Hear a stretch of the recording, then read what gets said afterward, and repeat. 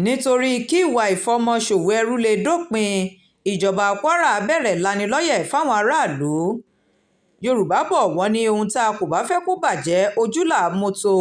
Èyí ló mú kí ìjọba ìpínlẹ̀ Kwara lábẹ́ ìṣèjọba gómìnà Abdulrahman Abdulrazak bẹ̀rẹ̀ Ìlanilọyẹ fáwọn ará ìlú láti mú kí ìwà ìfọmọṣòwò ẹrú di àfihẹ́yìn ségun fi aṣọ ní ìpínlẹ̀ ọ̀hún. Nínú àtẹ̀jáde kan tí agbẹjọ́rò àgbà tó tún jẹ́ kọmíṣánná lẹ́ka ètò ìdájọ́ ní ìpínlẹ̀ náà, agbẹjọ́rò àgbà Ibrahim Sulaiman fi síta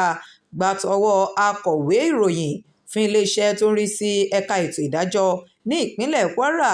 arábìnrin Adéṣíkẹ́ọlá Ajíbóyè lọ́jọ́rùú Wednesday tí ṣe 30 inú oṣù kẹwàá ọdún 2024 yìí, eléyìí tó tẹ ikọ̀ atótó arére online TV lọ́wọ́ ló ti fìdí rẹ̀ múlẹ̀ pé àìní ìmọ̀ tó nípa òfin kò dáa rárá, tí ó wáá ṣe ìkìlọ̀ pé kí àwọn ará ìlú jẹ́ ẹni tí yóò máa bọ̀wọ̀ fún òfin. Ó ṣàlàyé pé ẹ̀sùn ṣíṣe fàyàwọ́ ènìyàn bẹ̀rẹ̀ láti bí gbígbé èèyàn láti agbègbè kan bọ́ sí agbègbè míì, léyìí tí ó máa mú oríṣiríṣi ìwà ìbàjẹ́ dání lọ́pọ̀ ìgbà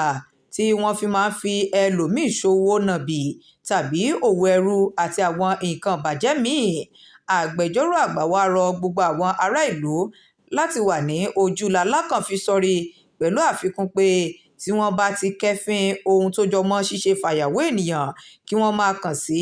ẹ̀ka tó ń ṣe àmójútó ṣíṣe fàyàwọ́ ènìyàn lórí ẹ̀rọ ìbánisọ̀rọ̀ 627, tí wọ́n sì tún lè kàn sí iléeṣẹ́ ìjọba ìpínlẹ̀ Kwara tó ń rí sí ẹ̀ka ètò ìdájọ́ ní yàrá 151 láti dóòlà irú ẹni bẹ́ẹ̀. Tó tún pàrọwà sí àwọn ará ìlú